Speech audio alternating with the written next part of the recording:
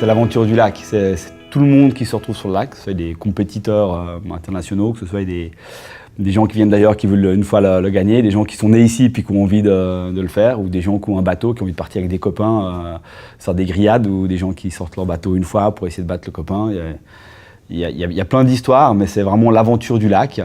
Ça appartient à tous les gens d'ici.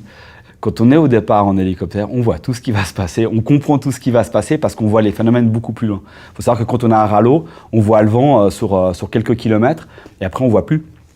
Typiquement au bol d'or, on a toujours l'impression quand il y a le vent qui rentre, on se dit « Ah bah voilà, c'est comme ça que ça va se passer ». Alors qu'en fait, ouais, c'est comme ça que ça se passait pendant 5 minutes. Mais 5 minutes plus tard, il va se passer autre chose parce que c'est le lac et puis c'est très compliqué. Quand on est en hélicoptère, on voit bien comment ça va se passer et c'est super intéressant à ce niveau-là. Je l'ai fait en surprise il y a longtemps quand je commençais la régate, au centre d'entraînement à la régate. Et puis c'est clair que c'est une de mes envies. Un jour, plus tard, quand j'aurai pris ma retraite, d'essayer de retourner avec cette série parce qu'il y a plus de 100 bateaux, c'est vraiment voilà, c'est un bateau que j'aime bien, c'est une série où il y a une compétition qui est géniale.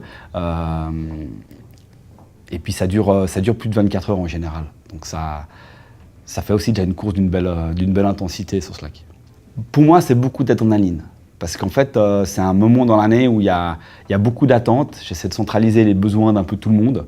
Je suis concentré du début à la fin. Et puis à la fin de la journée, quand j'arrête, quand il n'y a plus de lumière, je rentre ici, j'ai des cartes pleines, j'évite de mon ordinateur, je me pose. Puis là, j'ai besoin de redescendre un petit moment. Parce que c'était une journée à 2000 à l'heure et avec beaucoup d'adrénaline.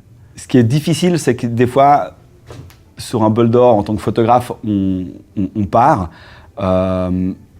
On sait que dans le passé, on a réussi à faire des belles images, on a envie de faire mieux, on a envie de faire différent, on a envie de faire rêver un peu les gens, de raconter cette régate, de raconter ce que les gens vivent. Et puis il y a des journées où il y a un petit vent de travers, il fait gris, il se passe rien, les bateaux suivent, puis on attend juste qu'il se passe quelque chose. Et le temps passe, le temps passe, le temps passe.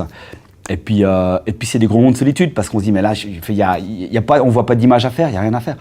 Mais il y a toujours un moment où il se passe un truc à la fin. C'est des rencontres les plus improbables. C'est tout d'un coup un bateau qui doit être peut-être 450e sur 500 avec des gens qui sont tout d'un coup tellement heureux d'être là sur le lac alors qu'ils sont... Moi je suis en train de revenir avec les multicoques, on fait des photos, tout d'un coup il y a un bateau qui est en train de sortir du petit lac.